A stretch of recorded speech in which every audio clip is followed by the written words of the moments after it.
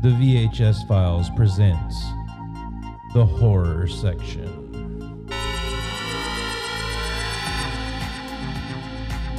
This podcast contains spoilers, adult content, and harsh language. Listener discretion is advised. And now your hosts, Josh and Jason. Hello, everyone, and welcome to the horror section. You got Josh here, and we've got Jason in Texas. Hey, everybody, let's talk some creepy, scary shit, bros. That's and right. gals. So this is going to be a little sub-show of the VHS Files for you guys. We decided that we needed a kind of a little niche, sort of like not really a mini-sode, but we wanted to get into some of the deep dive of horror that we grew up watching. Maybe not necessarily the things that inspired us or kind of got us into horror, but it's definitely stuff that we would have watched during that time in our lives. Yeah, so most definitely. These are things that are kind of under the radar to most of the ordinary watchers of movies out there. I mean, if you're definitely a horror fanatic, we're going to talk about some stuff that you definitely watched at the video store and you grew up loving, maybe even more than some of the big blockbusters of horror that came out in the 80s and 90s. And we'll talk some newer movies too, maybe. Yeah, the idea behind this, and Jason and I have talked about it. I mean, we may have Eric on to do some movies with us. We may have Jenny on. We may have some special guests on. But we really just wanted to use, have a little outlet for us to talk about, those videos that you saw in the video store, that the boxes just drew your eye. They had some crazy images on them, and usually those ended up being horror movies or some dark sci-fi, something of that nature. And, these aren't, again, necessarily going to be the movies that made us fall in love with horror, but they contributed to our love for the horror genre.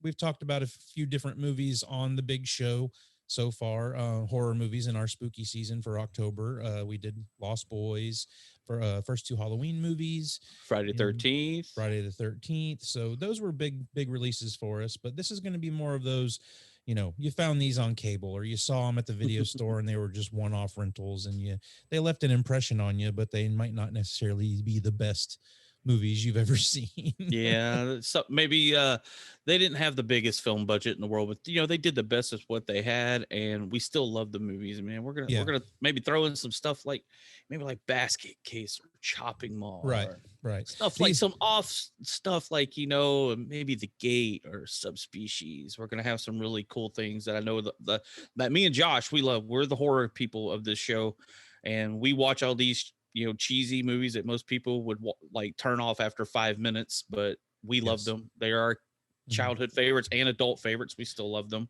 Yeah, some of these may be movies that Jenny, who's usually on the regular show, may not be super interested in because they're just would be, a waste of time or something she just has no interest in watching, and things that I just am drawn to because of my love for the horror genre. So I know Eric is really into horror and he would like to do some of these with us, but it's just kind of going to be one of those things where when we've got time to put these extra episodes out for you guys, that's what we're going to do. So with that, we're going to go ahead and kick off our first horror section movie that we're going to talk about. And because we talked about Lost Boys and the Big Show and how much of an impact that had on us at the time, there were a lot of vampire movies around this time. Oh God. Yeah. So many. Kind of riding on the coattails, and you've had the classic Dracula stuff, and then the new age in the 80s of vampire stuff. But tonight, Fright Night, Lost Boys, all that stuff. Fright Night. Again, Fright Night's one of those movies you may end up hearing us talk about here, or maybe even Fright Night 2. This is really going to be where we focus on those. Maybe even you might catch us talking about some of the sequels to some of the big horror movies here because maybe they weren't nearly as good as the originals. But like Halloween 3, maybe. Yeah, Halloween 3 and some of the other Halloween sequels just in general. But we'll go ahead and get started tonight. And tonight we're talking Near Dark. This is always a fun one. I mean, who didn't remember the movie poster hanging up at the VHS store with the Bill Paxton with all the holes shot through him and he's half burnt face? Yep. Yeah, that was like an iconic movie poster at every video store that I ever went in. It was a little while before I saw this one. Like I said, I think this one was probably one that I caught on HBO or Cinemax or something.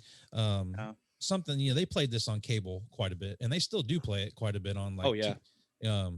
smaller channels, AMC, stuff like that. But this came out in October 2nd, 1987. This was directed by Catherine Bigelow. If you know that name, or if that name sounds familiar, she was coming off of a movie called The Loveless, but she would go on to do films like Point Break, Strange Days, The Hurt Locker, and the Academy Award winner Zero Dark 30. So she's made quite a name for herself in the movie business since this little, nice little vampire movie she did back in the 80s.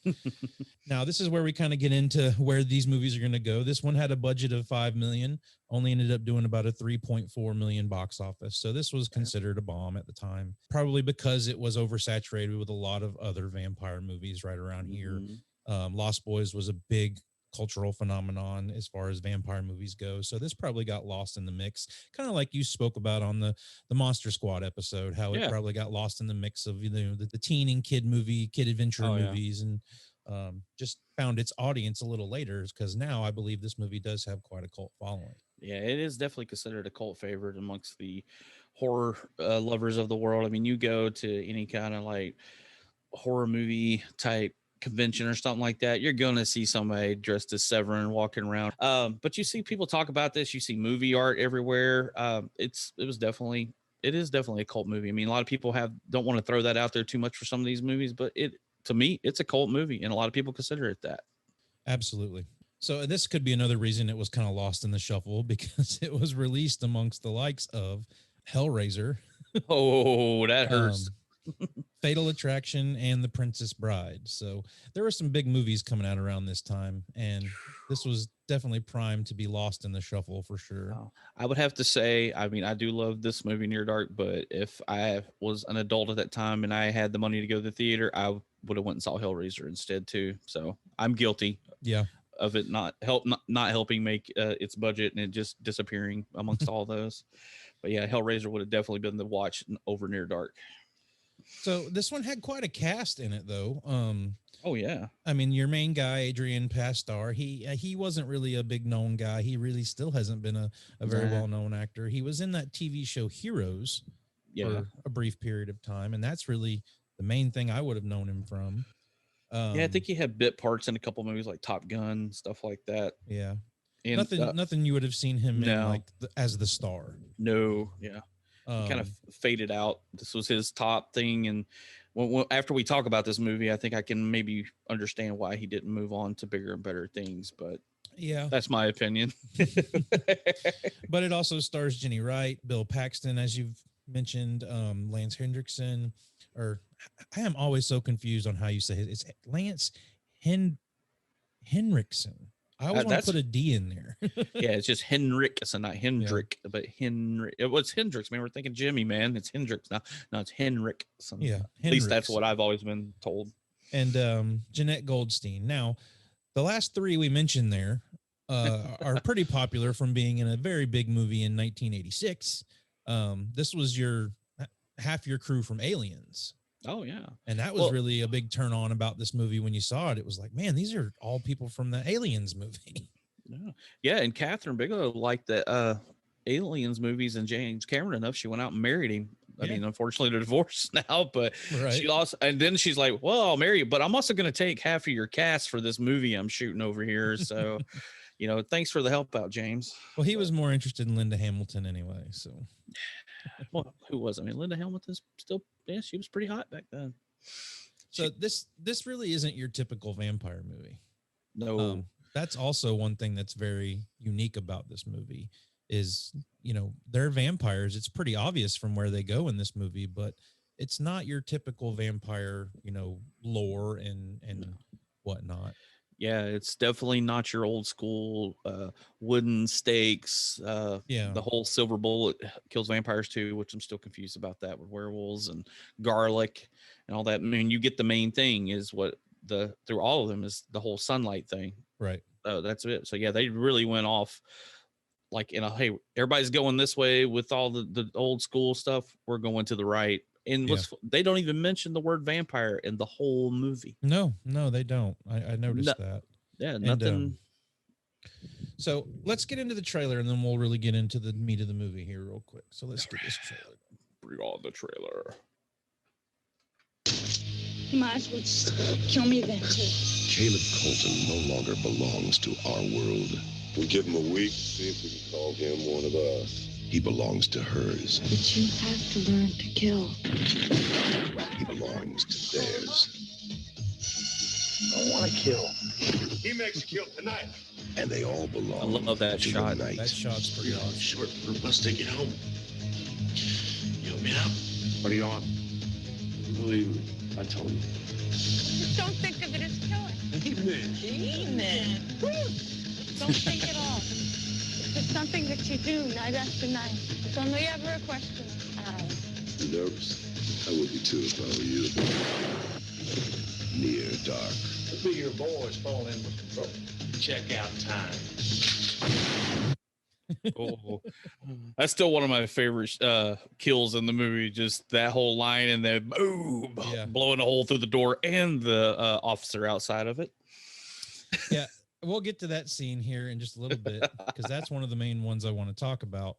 But so we we've talked about this is a vampire movie, and it opens up with a shot of a mosquito, which I found to be pretty interesting. I don't think I've ever really noticed that before.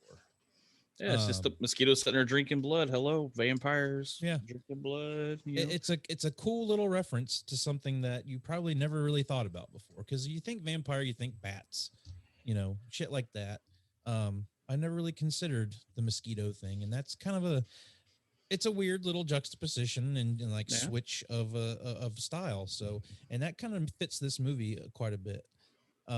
So we're this movie takes place in a very small town. Is it in Texas? No, he lives in Oklahoma. Because they end up in Texas at some point. Yeah, well, I think his dad ends up in Waco. I mean, this whole thing, it basically jumps through the Midwest right there at Texas. It's Oklahoma, Texas. I think at one time they find him in Kansas. Mm-hmm. Because that's when the dad's looking for him. He says, crap, I'm going the wrong way. I need to head north. So he has to go back up to Kansas. Right. So, yeah, but I think he is from Oklahoma. He's trying to buy a bus ticket later in the film to go home to Oklahoma. Okay, yeah.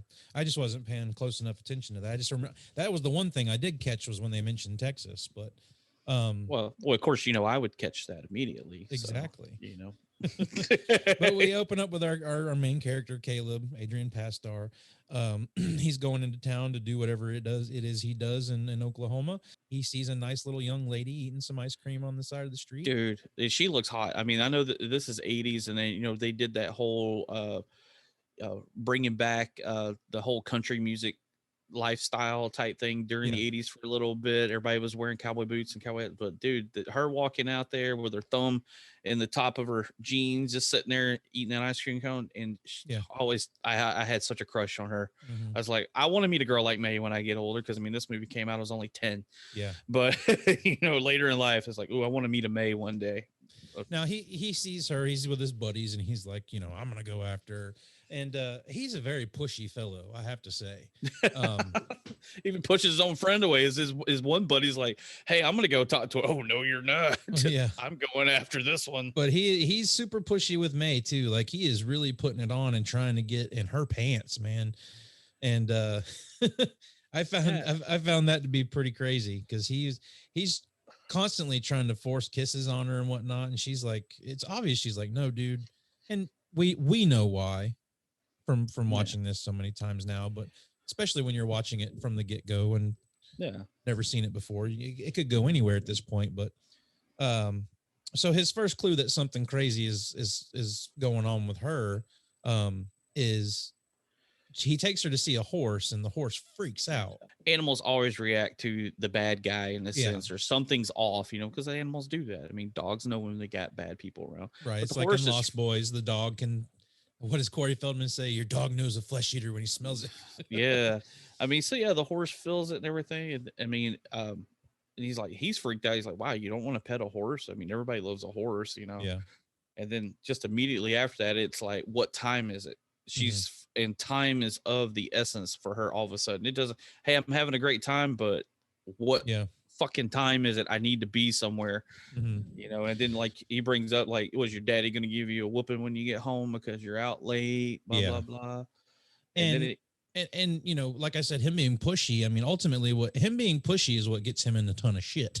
Oh hell yeah! Well, it kind of asked for it. I mean, I think she might have been out.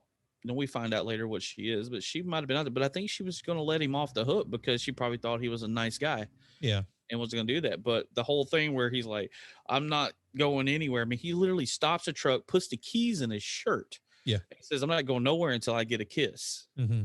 And then, of course, it leads to his ultimate fate there. Right. And she, you know, this is where this movie also shows you its teeth in a literal sense. But it doesn't show any teeth like your traditional vampire faces changing or the long canines where they're biting people. They're just casually making out, and all of a sudden she bites him on the neck. Yeah. And you know, he's like, what the hell's going on? She runs off. She's freaking out because Dawn's coming. So he's just kind of thrown into the mix, and he's like, this chick just bit me and ran off. Like, what's going on? She's kinky. I like it. I'm going to chase her down. Hello. I'm into this kind of thing. What he doesn't know is that his life has just changed because you should have just let the girl go home. Yeah. Instead of being a pushy ass, Mr. Well, again, his pushiness gets him in some shit because his truck breaks down. He has to walk home, and holy shit, like he just starts smoking as the sun comes up. Like I think I would be a little more concerned than he is at this point. He's just like, it shows his face at one point. He's just got this look like, what's going on? Like, my fucking skin is smoking.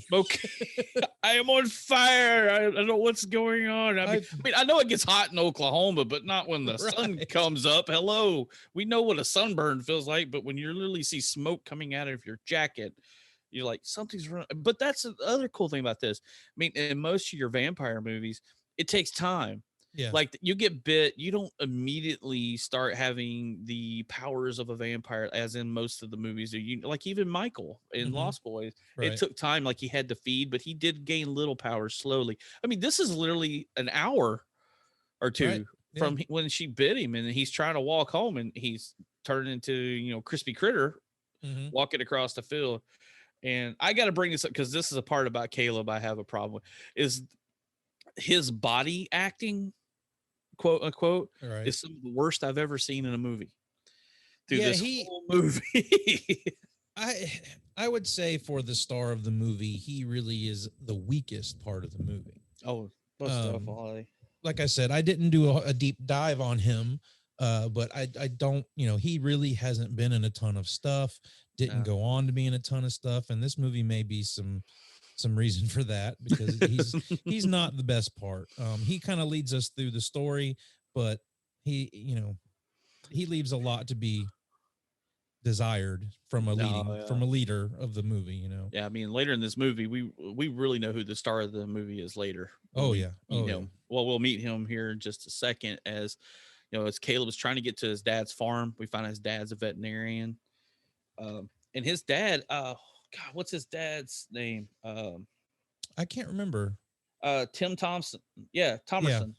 Now that guy was in also a lot of B movies back in the 80s, like Doll Man and Trancers and stuff. That's what I actually remember him from. So when I saw him in this, I was like, oh, hey, I know that guy. Trancers would be what I would remember him from. He's been in a lot of stuff. His dad's name's, but yeah, you see his sister Sarah and Loy, his dad, were there looking at him, and you just see him. Hey, he's cutting across the field to try and get home faster because his fucking skin is catching on fire.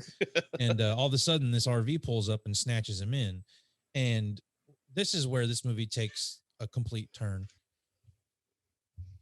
So we get in this RV and we're introduced first to Bill Paxton's character, Severin, who is just the heart and soul of this movie. But if you are a Bill Paxton fan and you have not seen this movie, I think I can speak for Jason, highly recommend you check this movie out. Dude, if like I said, of course everybody saw him in Aliens, and then everybody saw him in Predator 2, and then Twister and all those other big films like that. Yeah. But if you really want something where they kind of just spotlight Bill Paxton being like, I'm just having a great time to make this movie, and I'm going to throw out a crap load of one-liners and drink some beers and whatever. But not drinking beer, but basically it's what he was doing while he was shooting this movie. He was loose, man. He was a wild man. and it was I mean, great. It he- was just he is chewing up the scenery in this movie like it's nobody's business. And I don't know if that was direction from the director, if they just let him kind of go on his own, but this movie is worth watching just to see Bill Paxton's performance. yeah. He So- basically picks up from his I forgot his character's name in Aliens, but the whole Hudson. game, Hudson, game over, man. But that acting like that over the top, just even that little piece where Hudson does that is it's a scene stealer in the movie. I mean, everybody remembers that part, and then he does the same thing in this, but he does it over and over and over and over again, and that's what makes it great. So we're introduced to him. We're introduced to Lance Henriksen and Well, it's Jesse Hooker and Diamondback. Yep. Is their character names, and we meet Homer. And Homer. don't you damn well say the name wrong. It is spelled Homer. And he's got Caleb by the nuts when he's trying to tell him how to spell his name. So we find out that May is running with a group of vampires, and they've got all the windows in the RV taped up, spray painted. I found it a little problematic as they're driving in this scene because there's sun shining right in through the little spots of tape that they've got on the windshield. Yeah. And I know they've got garbs covering themselves up, but still, like, they've only got glasses on their faces. So like something would be burning on them in what they've set up so far. But you've got to get through the movie somehow. Oh, yeah. I mean, you're going to have those little pieces. But I do like that when they are burning, it's not, if you go out you don't instantly just explode. Boom. Now you do explode at some point. We will see that later. But it's not, they at least establish that even if you're stuck in the sun, you got a little bit of time to find some shelter before you'll get fucked up. Yeah, you just look like the marshmallow over the campfire. You get that nice burnt black layer on the You're a little toasty. Yeah, you're a little squishy on the inside, but you're burnt and crispy. No, I got one question. All right. We see Lance Henriksen's character in this movie, and dude, he always looked this way in every movie. He looks like harsh. Like, I mean, I know they put the big scar on his face, but he looked like this in like Pumpkinhead. He's a very weathered looking gentleman. Yeah, he is. I mean, even when he got older, like, what was it, Alien versus Predator, when he's in that one too, he still kind of looked like he did in the 80s. Right. I wouldn't say he aged well, but he really didn't age. He's always looked like he was like 60. Yeah. And lived a harsh life. So well, I've seen some recent pictures of him now, and he's starting to look a little different. Like when I was doing my research for this and doing Wikipedia and stuff on him, he definitely looks his age now for sure. But yeah, I mean, for a long period, Lance Henriksen he looked the same for a long time. Yeah, they play him up pretty good in this. I mean, because they've got the scar on his face and the long fingernails. They really do him up in this. Yeah, I read a thing doing the stuff for this movie is that when he got the part, he actually got in an RV and drove to the set, like cross country, and he picked up hitchhikers and stuff. And he was already in costume. He dressed like Jesse and drove cross country and picked up hitchhikers. And then it's also kind of funny because everybody talks about how he looks and how kind of scary he is. And they're like, I wonder if missing persons had an uptick when he was going cross country. Did Lance kind of knock off a couple hitchhikers here and there? Because he would be that look of him would look like he was like maybe a serial killer going across the country. So I definitely, when the guy pulled up to open the door, hey, you want to hop in? I'm headed to I forgot where they actually shot this movie in Arizona or something, not in Oklahoma, but you see him dressed like that, I'll be like, no, dude, I'll wait on the next one. Yeah. I mean, he's not the kind of person I would get into a van with. For sure. No, I'll just walk for a little further, sir. I'll find a nice wholesome family in well, we get into that too. I mean, they kind of take Caleb in, they're going to kill him, but Jenny Wright's character, May, says that she's bit him and he should have turned by now. So they're going to give him a chance to join the crew. And that's when we kind of see what their whole ploy is. They park for the daytime. They go out at night. They kind of split up and hunt on their own. Yeah. I mean, and they're going to give him, I think it was suggested he gets a week to hunt. Yeah. We're going to give him a chance because, you do. I mean, you got to be part of the family. If you're going to live, you got to hunt. Right. And if not, you're a Henderson. And you learn a lot in the dialogue they have here too, because you briefly get Homer saying that he changed May. Now May's taking him on, taking Caleb on. We sort of kind of get some hints at how long Jesse and Diamondback and Severin have been around. Oh, well, I was going to say, we get to the part where obviously they just kidnapped Caleb. So, hey, we got to get rid of the vehicles. So they're burning the RV, and it touches on what you were just saying about, because Severin and Jesse have this back and forth about, hey, you remember that fire we set in Chicago? Yeah. And they're referencing, the Great Chicago Fire. I think it's 1871. It was in the late 1800s. So therefore, you're already getting a little bit of how old at least Severin and Jesse are. Yeah. And then later you get an exchange between Caleb and Jesse. And Jesse or Caleb wants to know how old he is, and he's like, "Let's just put it this way: I fought for the South, and we lost, and we lost." So that at least puts him into the 1860s. So, right. And then you also get a little bit, you get a little hint at where he found Diamondback, and kind of a brief little encounter they had there. Yeah. The thing that I found most interesting was Homer and how he hunts for people. He's how old do you think he is in this? 12 or 13, maybe? I think they changed. They obviously changed him as a child. He might have been like a homeless kid or something like that, and they changed him and took him in because he mentions that I'm a man trapped in a kid's body, because him and Severance are having that back and forth, because I guess it's something he always gripes about. Yeah. It's like he will never be a man. Yeah, you won't shut up about it, is what Bill Paxton says. You got to hear about it all the damn time. But he uses that to his advantage for his kills. Mm-hmm. Yeah, he fakes being hit on a bicycle for people to stop.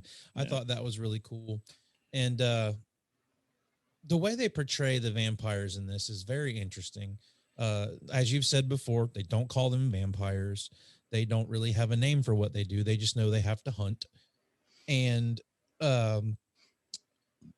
they sort of portray them as almost like junkies, they're all very weathered, especially Caleb. I mean, he's newly turned. He's trying to get to his first kill.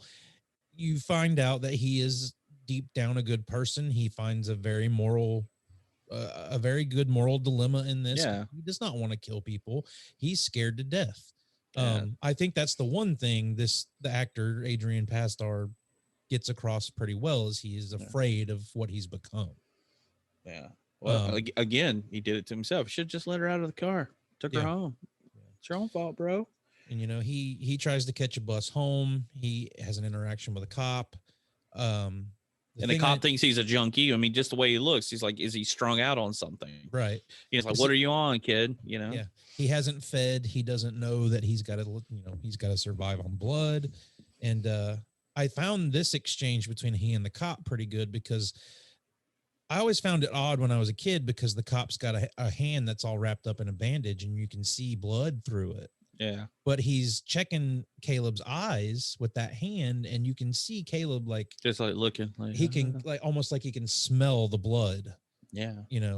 And so I thought that was a nice little added bonus there. It's it seems on the surface, it seems just kind of out of nowhere, but then you really kind of see where they're going with that. Yeah. And you think the cops, being a dick. I mean, not all cops are dicks. There are some cool ones, which you think at first, and then he ends up giving him the bus money. So I think it's like $3 short.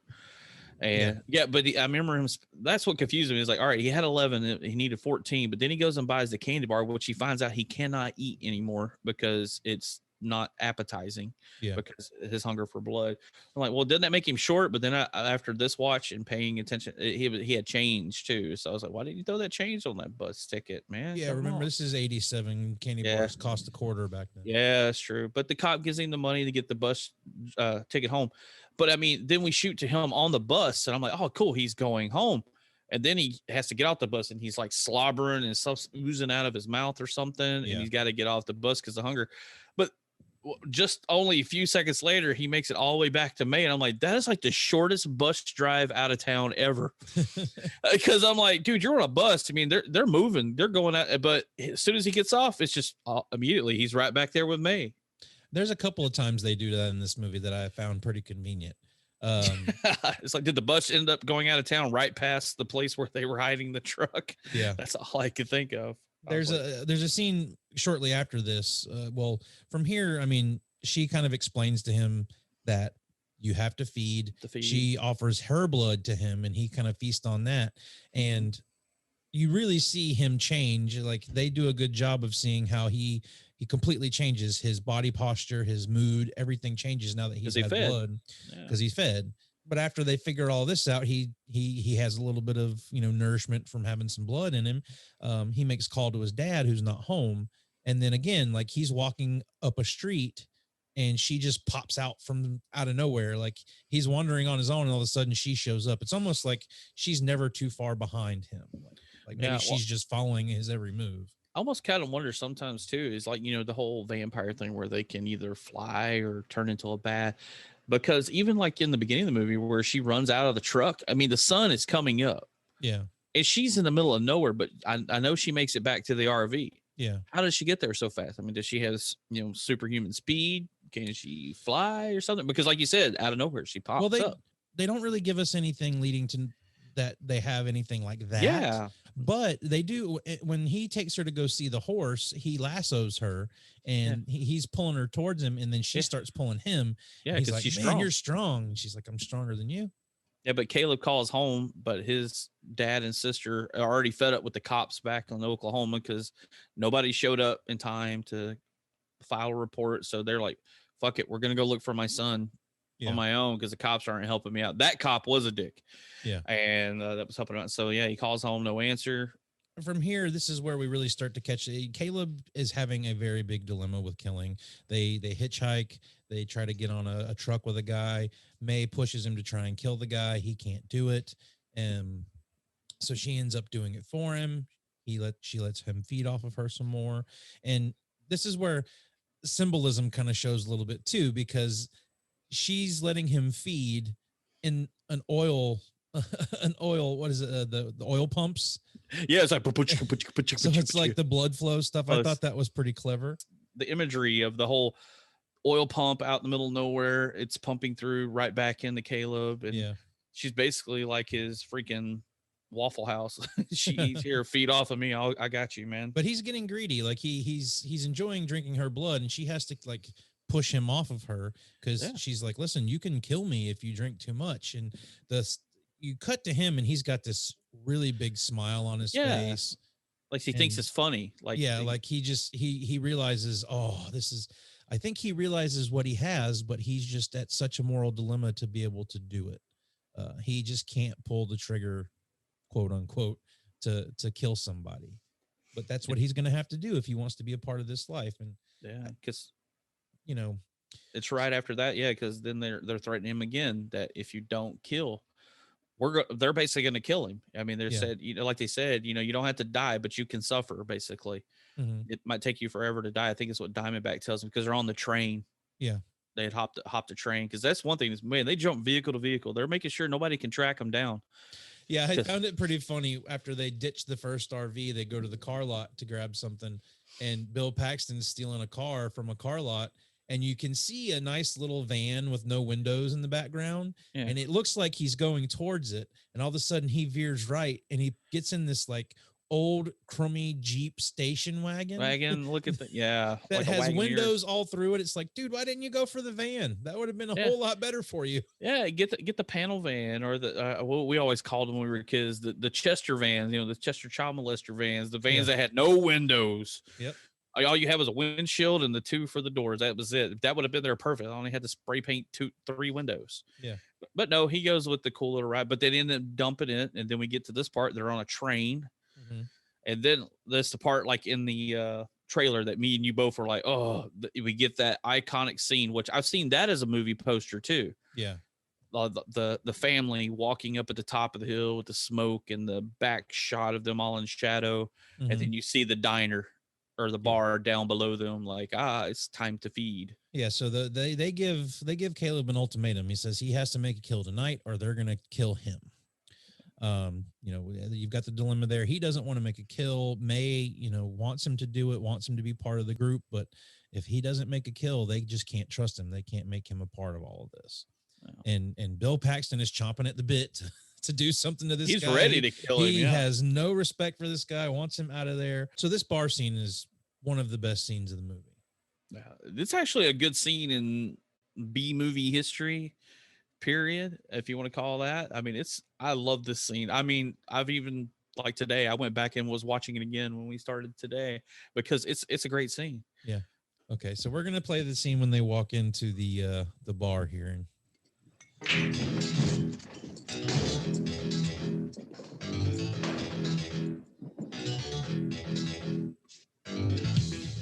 Well, I'll be goddamn.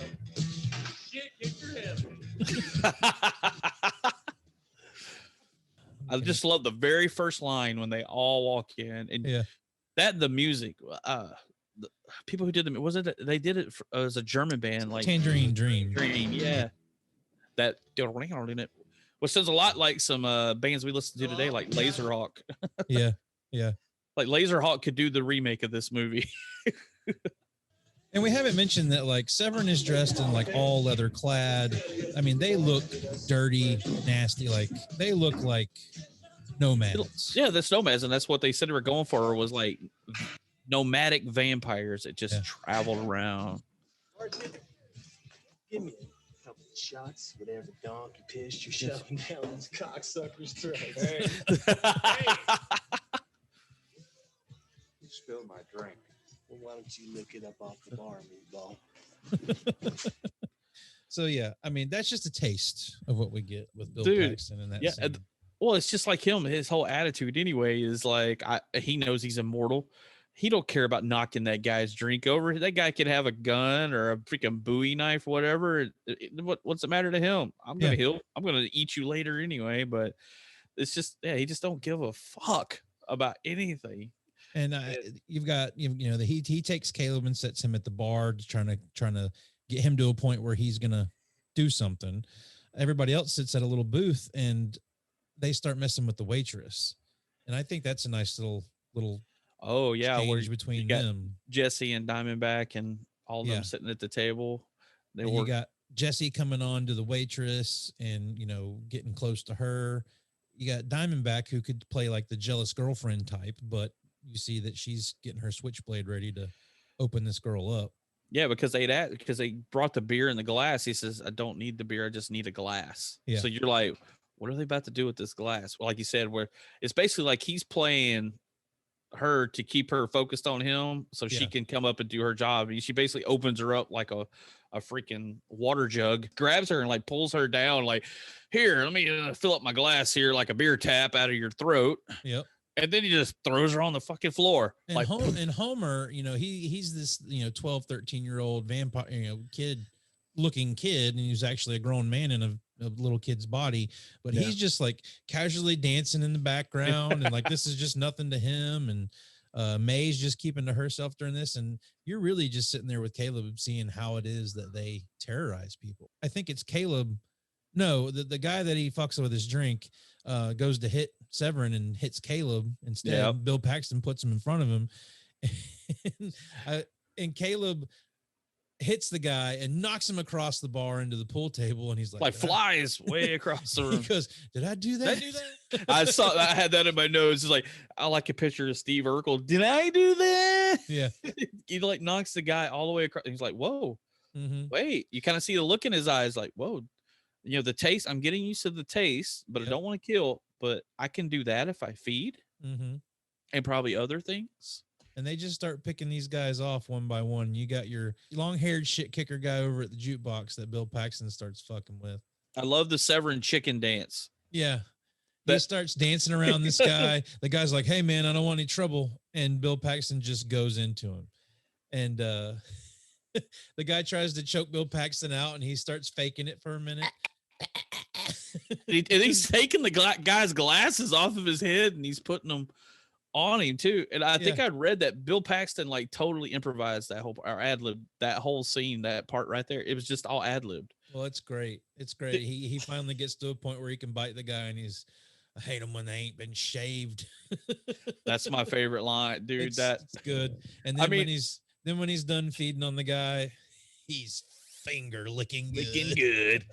But it's just that look. I mean, we can only try to convey this as much as we can on a podcast. Yeah. But just that scene, I mean, he's got blood all down his face. I mean, he's not wearing a shirt, so it's all down him and everything. And he's just like, he's finger licking good. Yeah, and that great. voice he's doing, he's like, he's out of there, dude. I mean, Yeah. Bill Paxton takes it to 10 and turns it up to 11 and 12 for this whole bar scene. It's crazy. So the bartender thinks he's going to get a shot and he shoots Caleb right in the gut with a fucking double barrel shotgun. And this Caleb like, oh, what? He's just looking at this fucking hole in his belly and he's like, oh, am I dead? Like I said, Caleb is not the best actor in this movie. The character of Caleb. No. It's just Bill Paxton's like looking at him. I forgot what he says. Hey, that's wild or something like that. Yeah. And I'm just He's just giving him shit about it. But what really sets all this off is, I mean, they take out all these people in this bar and there's one guy left that they're leaving for Caleb to take care of because this has got to be his kill. And May starts fucking with his head a little bit. And I think this is cool because she wants this. She wants him as part of the group. She wants a companion, but she can see where he's coming from. But she goes over and starts dancing with this guy.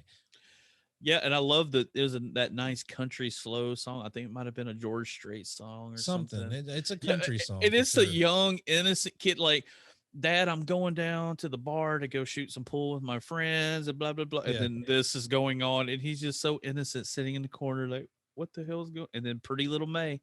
That was what I was thinking when I was watching this. I was like, he has to be young because he just stands there frozen through all of this. Like, yeah, he's just like anybody who really cared about their own life probably would have tried to have gotten away by now. But he's seeing all this mayhem go on and he's thinking, how the hell am I supposed to get out of this?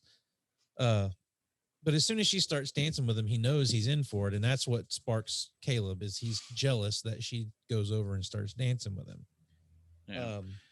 And Diamondback and Jesse use this to their advantage because, like I said, with the waitress, he's basically hitting on her and Diamondback is falling behind and doing the dirty work. Yeah. So that kind of shows you where she would like to lead Caleb down that same path. Is maybe we can do this together. Yeah.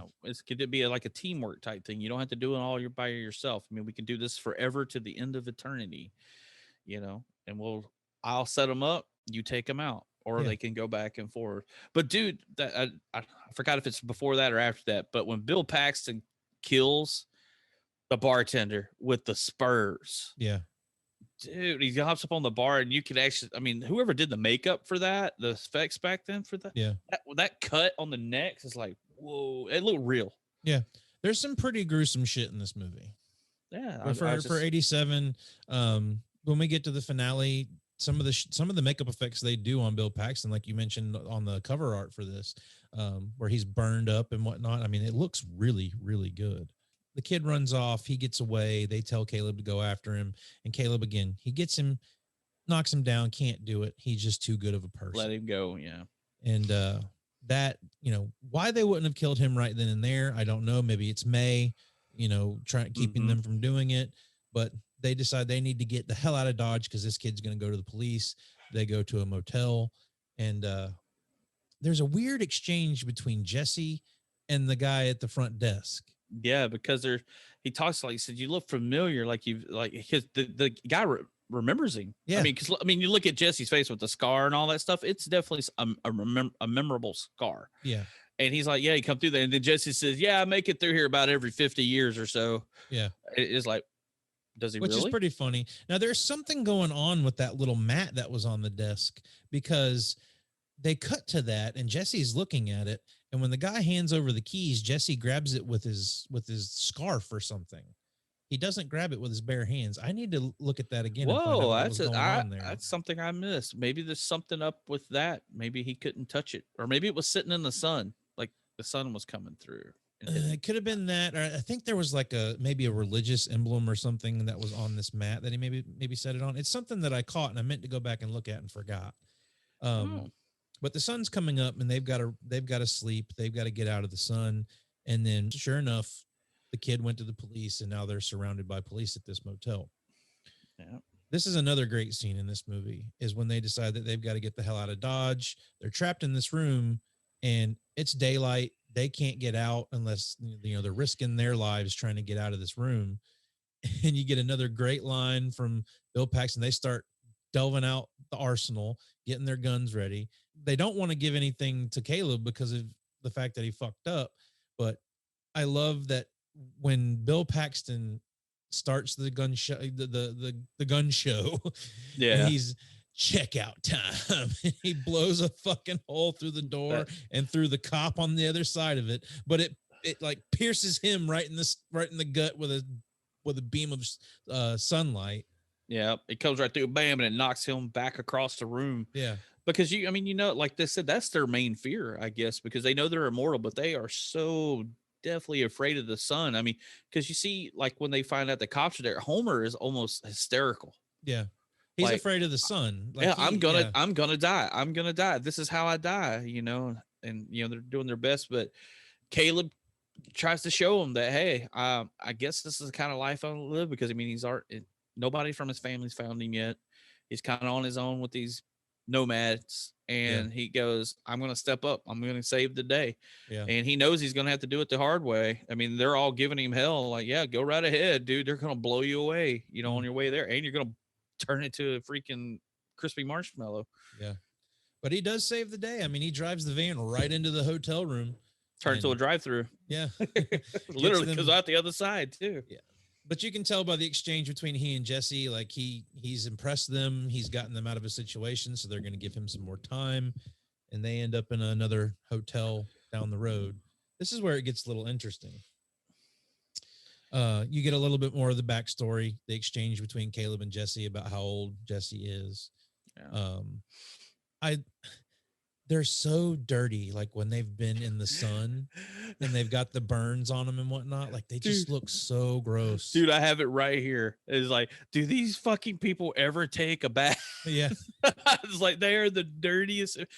I mean, I know they're vampires. They're the walking dead in a sense, or whatever you want to call them. But they've got a smell from dried blood and everything. Because there's one part, I mean, I know we're way ahead of that. But remember the part where Bill Paxton went out to hunt them? He's wearing the nice white shirt and he's all cleaned up. Mm-hmm. He obviously had to take a shower to get looking like that. Yeah. Yeah. But he's the only one that you ever see besides May that actually looks somewhat decent for at least 3 minutes in the movie. Yeah. The rest of them, they're haggard looking. Like, right. But yeah, I'm thinking, hey, you're in a hotel, dude. There's a shower. Hop in there. Scrub it up, dub. You don't just have to sleep in the tub. You can actually utilize it. Exactly. Yeah, that's right. They were in this, right? He was in the tub. But he gets because of his impressing them. Remember, Severn gives him a boot spur. One of his spurs. Yeah, and it's he's a nice proud of those. Exchange of like good job, buddy. Gives him one of his spurs. And again, that's when they start kind of getting a little more friendly with him. He and May go out to look at the night. That's one of her big things throughout this is she likes to look at the night. Yeah, the stars. And listen to the night and all that stuff. Or if that kind of goes back to the old Bram Stoker Dracula thing. Remember, he says, the children of the night. You can always hear everything. They keep doing that a lot, especially with May. Well, that exchange at the beginning of the movies, she was talking about, you see the light in that star that by the time it actually got here, would be so far, but I would be here to see it. So that was before he found out what she was. And I was like, man, there's a hint right there. Yeah. Either that or this lady's on some good drugs, saying she's going to be here when next billion years. But out of the 1 in a millionth chance that this could have ever happened, this is good writing right here, man. Or is it lazy writing? Homer goes out to smoke a cigarette or something and sees this little girl at the drink machine. And lo and behold, it's Caleb's sister, Sarah. Oh, how convenient. They've ended up in the same hotel as the dad and the sister. And you can see that Homer is infatuated. Homer's kind of in the same boat as, I think that was kind of what we're supposed to learn from what they say in this, is that Homer turned May to have a companion, but she was older, and they allude to a lot of things, but I think that was supposed to be like, she was supposed to be Homer's companion. That didn't work out. Now she's got hers. Now Homer's looking for a smaller person to have as a companion. Yeah, because Homer does hold a lot of animosity toward Caleb. throughout the whole movie. Yeah. Talking about how perfect his face is and how pretty he is and stuff like that because of the whole, well, she was supposed to be mine, but now she wants you. Yeah. So, but yeah, I mean, why would someone like that want to be with a little kid? Mm-hmm. But, you know, he becomes infatuated with Sarah, Caleb's sister, brings her into the hotel room. She makes the observation that they stay up pretty late. And then you get another. It's 5 a.m. Yeah. You get another good one-liner from Bill Paxton. We have odd hours. I was just like, but I love the exchange too. Like, you know, those little bitty things is, I think it was right before this, when they get ready to leave and Severin and Jesse sit down at the table. Hey, you want to play a little 5-card Russian roulette? Yeah. Not 5-card stud or draw or 7-card. It's like 5-card because they know there are more. They're just going to shoot each other. Yeah. All right. Well, I guess I lost that hand. Literally. And Jesse catches Severin cheating and pulls the gun. They pull guns on each other. It's like, you know, it's fun to be a vampire. You can just shoot each other whenever you want to. Diamondback and Severin kind of have this eye thing going on because Homer's over here talking to Sarah and like, what room are you in? And she sends Severin out to go get her dad. Yeah. And then we bring back, and then it's actually Caleb's dad. The family's all here. Well, so it's gonna, you know, the way it's looking, it's gonna be another one of these things where they all have to end up being creatures of the night. And Caleb doesn't want his family being a part of this. He tells them to let them go. You know, he hasn't earned their trust enough to think that his family won't do something. So there's a big showdown here. And it leads to Caleb getting his family out of there, and Caleb goes back home. I like the one part right before that where Caleb's dad shoots Jesse. Yeah, and he's in the stomach, and he's like, you see Jesse hands him the damn bullet back. He's like, here. Spits the bullet up, puts it in his pocket. He goes, "You hang on to that." That was like, yeah, that's a good scene. Whoa, that's a little disturbing because you can kind of see the look on his dad's face. And then even when they're hopped in the truck because they get away, and more bad acting by Caleb in the back of the truck. Oh man. But his dad's just trying to figure out what's going on. His dad's, I'll take you to a hospital. It's like, no, they can't help me with what I got. You don't understand. So this is a very interesting spin in this movie too, is they do a blood transfusion on Caleb. I don't know what, I mean, they're looking at all this equipment. He asked his dad if he's ever done a transfusion before, but yeah, a blood transfusion cures vampirism. Mm-hmm. I don't think anybody else has tried to go that route in a movie or stories before. Actually, I found out that they brought in the book of Bram Stoker's Dracula. It's I think they say Van Helsing says that he could possibly cure a vampire through blood transfusion, and I read it in the notes says that's where they got this idea is from the book, not the movies, but the book, something like that. But even in my head, I'm trying to think that a blood transfusion, or are they pulling all the blood out of Caleb and putting in his dad's blood, you know, because he is immortal. And that, because on a normal, I mean, a vampire feeds on blood, but if you were just to pump your blood into them, you're just feeding them. Yeah. So that was my confusion with the whole thing. It's like, you can't get too into that in this because they don't do any explaining into it. It's just a movie, Jason. Yeah. But I mean, it's a cool idea. It gives you something, you know, especially when you have a character that is in a moral dilemma like Caleb and who hasn't made a kill yet. It gives him an out and gives him a chance to redeem himself, you know? Yeah. And, so they do all that, but then, you know, May can't stay away. May is infatuated with him. She comes to the house and they end up stealing his sister away because now, you know, Homer is infatuated with her and wants her. Yeah. He wants his partner, just like Diamondback and Jesse. He's got to have it. So it leads to a showdown in town. Caleb goes to go into town, but all the tires have been flattened, so he takes a horse into town. A nice little shot. I mean, this really is, you know, a nice little vampire cowboy movie. That's what it is. Basically, it's a vampire Western. Yeah. And they hit all those little tropes with that. I like the shot of him walking, you know, riding into town on the horse. I find it a little hard to believe that nobody would be out and about in this town, even a small little town like that in Oklahoma, like nobody's on the street. Yeah, I mean, like I told you I live in a small town and a group of small. I mean, it really about 5 o'clock, we always made the little joke that the sidewalks roll up. Yeah. At 5 o'clock, it means town shuts down because there's nothing going on. Businesses shut down. But yeah, the fact that we don't know what day of the week it is, but in the middle of town. I mean, it's obviously a good sized town because it's like a 4-lane little highway going through the middle of town, Right. Truck traffic, all that stuff. And there's nobody there.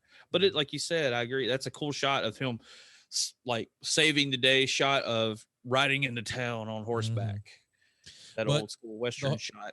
But like we saw earlier, the horse senses the vampires and bucks him off and takes off. That horse is out of town. He's like, I ain't letting these people eat me. And then you get Severin again. And then Severin's back in the picture. And you see where their strength lies too, because he throws Caleb halfway across that damn town. Oh, geez, he beats the living shit out of Caleb. That's that first throw, though. I mean, that's good 20, 30 yards. He throws him per the camera angle. But Severin wants his spur back. Like, I hate to be an Indian giver, but I want my spur back. Another line. Yeah, another good line. And so Caleb happens, the one person coming through town right now is a truck driver with a big semi truck.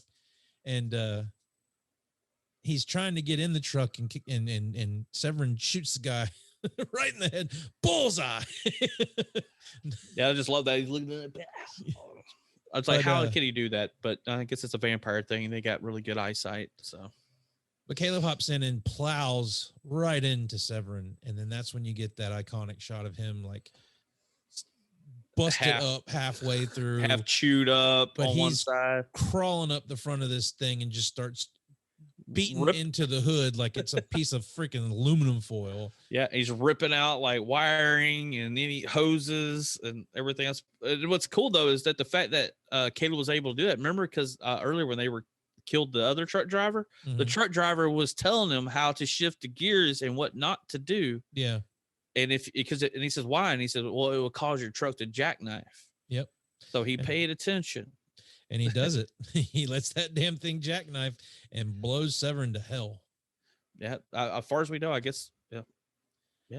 That's something they leave a little unclear. I mean, you don't get the stakes to the heart in this, but I mean, Jesse even says it when Jesse shows up here after the truck blows up, that Severin was this, or he says something about Severin because he's alluding to the fact that he's dead now. Yeah. And but you've got the car, May, Jesse, and Diamondback's nowhere around. And you got Jesse approaching Caleb approaching Jesse, and then all of a sudden you see Diamondback coming up behind him. They're pulling the same stunt from the diner. Yeah. Jesse's distracting while she's coming up behind. Now, Sarah gets away just in time to warn Caleb, and he ducks. And this shot where she chunks that knife and it goes right into Lance Henriksen's mouth.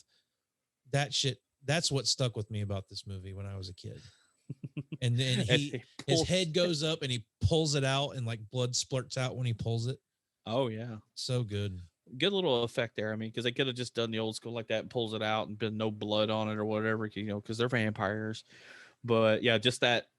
And it's a really fast scene. I mean, it doesn't hold up that great. The whole part where the knife actually hits him in the head, you can tell that it's prosthetic head and all that stuff. Right. But the quickness of it, and then like you said, where he pulls it out and they show the blood spitting out as he pulls it out. Yeah. That was a cool just that little extra little thing made that way better. Right. So Caleb and his sister get away. They take off. They're heading home. And then again, it's just like the beginning. They're coming up after them because Homer's infatuated with Sarah.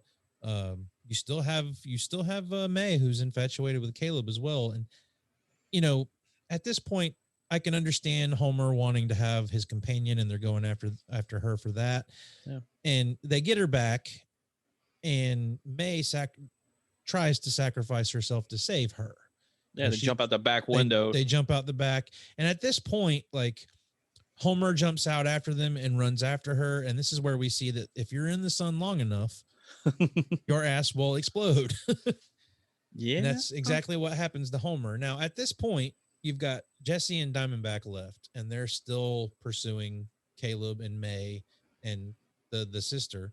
Why would they continue to pursue at this point? Like, couldn't you just say, like, okay, well, we need to cut our losses and get out of here because the sun's up. They're burning to death in this car. Like, I don't really understand why they would continue to pursue Caleb at this point. Well, maybe it's just because he's old school like that, because they killed Severance, and obviously they've been around for a while. Yeah. And that was like a family member. And then Homer just got or basically committed suicide, blew himself up.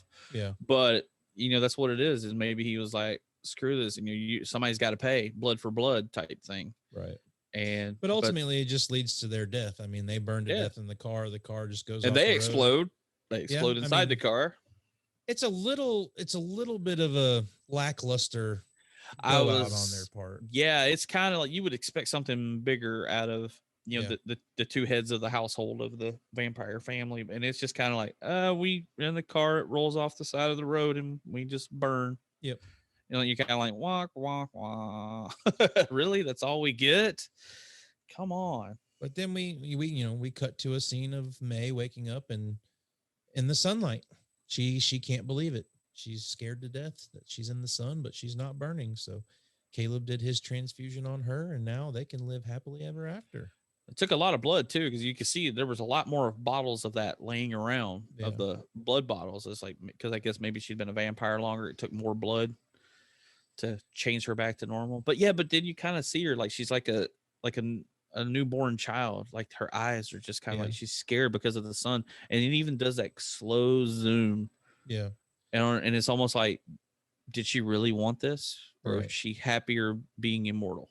Well, it just goes to show you that how infatuated with her Caleb is as well, because he's willing to look past the fact that she's brutally murdered people and fed on people's blood for the last however many years of her life. Oh, that's not a big deal. I'll just change you back and all's well. Yeah, that's okay. I totally forgive you for everything you ever done. Yeah. How many hundreds of people did you kill across the United States with your weird nomadic vampire family that doesn't know what a bar soap is? Yeah. So, but we end on them supposedly living happily ever after. So, but it's a Disney ending. Yay. All right. But let's do a bigger quote. You're going to need a bigger quote. What was the tagline for this movie? I know there were several, but the one that I found that I think I actually remember this was, killing you would be easy. They'd rather terrify you forever. At dawn, they hide. I'm like, okay. It's either that or it's a good decon. Roach motel type thing, roaches hide at night. Don't turn the lights on, they hide. But yeah, that's the one I remember. But as far as the quote, I'm good. I know you have a few that you like, but I would go with the I hate it when they ain't been shaved. Yeah. That's where this Bill Paxton has a bit of an unfair advantage in this movie, because all the good lines come from him. I mean, Jesse has a couple of good ones in there, but all the ones that I wrote down were things that Bill Paxton says. He's finger licking good, and when they're in the hotel and Caleb's trying to get a gun, he finally gives him a gun. He says, "Don't shoot your pecker off, boy." But then there's also the checkout time. When he says checkout time and fires that first round into the cop, I think that's great. Yeah, Bill Paxton is the star of this movie. He's not the headliner, but he basically took over. Mm-hmm. That's why we were saying earlier, if you're a Bill Paxton fan and you have not seen this, just give it a whirl. I mean, there's some slow parts and you got to wait till you get to him, but it's worth it just for him through the rest of the movie. Absolutely. So that'll lead us to Almost Famous. Almost Famous. I know that, dude. I don't know them. I know her. Haven't you ever heard of that guy? What's his name? That guy who was in that movie that was out last year. So you got a handful of people in this movie that weren't quite famous yet, and a few that really didn't go on to be very famous at all. Adrian Pastor. He's done a handful of things, but nothing you would really be, picking him out of a lineup for. My pick for Almost Famous was the cop in the bus station. Oh, Troy Evans. Troy Evans. Yeah. He's one of those guys you saw in all kinds of stuff back in the 80s and early 90s, stuff like that. I mean, he was in Teen Wolf, which we've talked about on the show. He's in Planes, Trains, and Automobiles, Halloween 5. He was in Twin Peaks, Ace Ventura, Demolition Man, Under Siege. So this is your guy who's like, I've seen that guy. So like, it's this dude for sure. Some of the other people, like, Lance Henriksen, him. He's been in some stuff. Oh, yeah. He's been in some bigger movies as well. The girl who plays Diamondback, Jeanette Goldstein. I don't know if she's really done much else.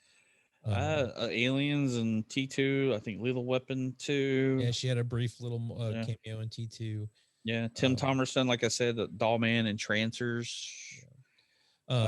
Jenny Wright really didn't go on to do a whole lot. May, the girl who played May. Yeah, I think she had a bit part in like Lawnmower Man, Young Guns 2. She played a prostitute in Young Guns 2, and she was in Pink Floyd's The Wall, the movie they did of that. Oh. She played a part in it. She played a prostitute in that as well. Okay. You figure with the look she had for the 80s, she would have went on to do so many more movies. Yeah. But and then Sarah, the sister, was it her name? Maureen Leeds. She was in Beaches, the Bette Midler movie. I think she plays the young version of the other character, not Bette Midler, I think. But she went on to be a surgeon. She gave up acting. She became a doctor. Wow. I guess saving lives. She learned a little bit from her fake dad in this movie. Or she's good at transfusions. Right. I don't know. What do you think, Jason? Is Near Dark worth a rental? To me, yes. I mean, that's why we're doing this movie. I mean, we both like this movie as kids and adults. It's definitely a fun little watch. Like we've said throughout this, is it great? No, but that's why we're doing these little things. We're going to get these movies that are kind of under the radar, but they still have their quality. So like I said, it's a great Bill Paxton movie, even though he's not considered the star. He is the star of this movie. Yeah. I mean, it's worth the rental just to see him chewing up the scenery and really giving it his go around. Cause I mean, he is the reason to watch this. I mean, the story itself and the take on vampires in this is very unique. And I like that about it, but all in all, I'm watching it for Bill Paxton, just going fucking buck wild in it. Most definitely. Like it's almost like a Nicolas Cage performance from Bill Paxton. You know what I mean? Like, oh God, I don't know. I do like some Nicolas Cage things, but yeah, I can see the similarity to it. But I do prefer the Bill Paxton part in this. Yeah, yeah, for sure. So we definitely would suggest renting this for a vampire movie. If you've never seen it, it's definitely worth watching for what we've said. But let's go ahead and give our good, the bad, and the ugly for Near Dark.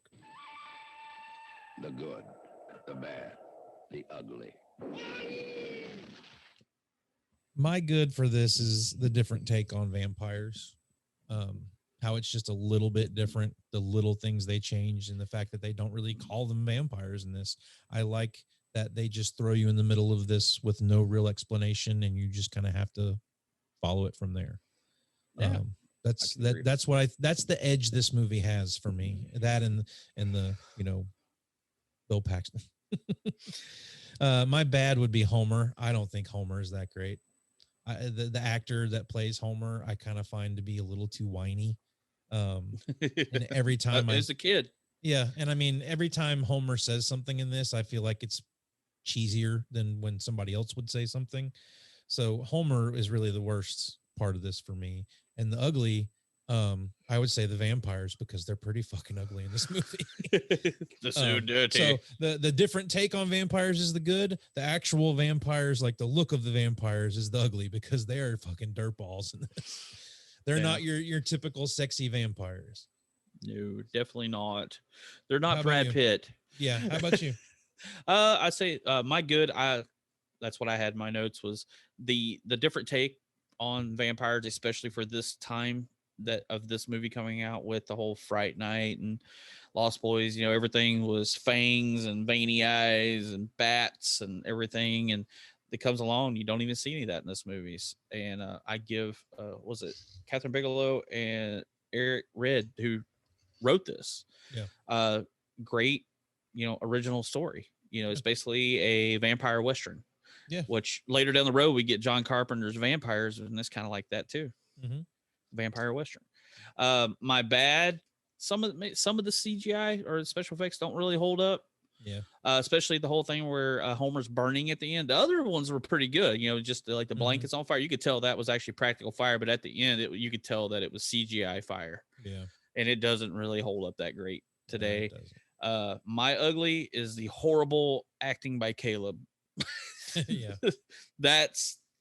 Sometimes it's just the whole thing where he's basically sick at his stomach. He looks like us when we didn't want to go to school when we were kids. Like, Mom, my tummy hurts. I think I did better acting back then to get out of going to school than Caleb did in this movie. So that's my ugly for the movie. There you go. So yeah, I mean, you brought up John Carpenter's Vampires. I would say if you watch Near Dark, if you listen to our little talk about this and you actually like this movie, if you've never seen it before and you want to go down that route, I mean, John Carpenter's Vampires is another one kind of. Oh yeah, it's a very different story, but has similar beats in it, and it's got the Western feel just like this one does a little bit, and it's John Carpenter. I mean, John Carpenter's got a pretty good track record, if you ask me. Yeah, just a little bit, We might be fanboying a lot over here with John Carpenter in the future. That's going to do it for our first episode of VHS Files Presents the Horror Section. We plan on doing this pretty often, as much as we can, whenever we've got time and we've got some time to watch some horror movies and talk about them for you guys, and we'll get them out as quick as we can. But that'll do it for us for this episode, and we will be back. We haven't decided what we're going to do next week, but we will again be promoting that on social media. So hey, if on our social media, if anybody's got a movie, let us know, because it may be something that me and Josh have seen and maybe we haven't watched in a while. Yeah. And something under the radar. We would love to hear what you have. I mean, it could be anything. And me and Josh have probably seen, even if it's something we haven't seen, we'll give it a watch and we'll do it on here. Yeah, I mean, we've discussed a little bit of the movies we do want to talk about on here, and some of it is the newer like Shudder exclusives. We'd like to talk about those a little bit because some of those have turned out to be pretty good. So we're definitely planning on delving into all kinds of stuff here. It's not really going to be tied to any particular year or subgenre of horror. We're just going to jump all over the place on this and talk about whatever we feel like we want to talk about on this one. So.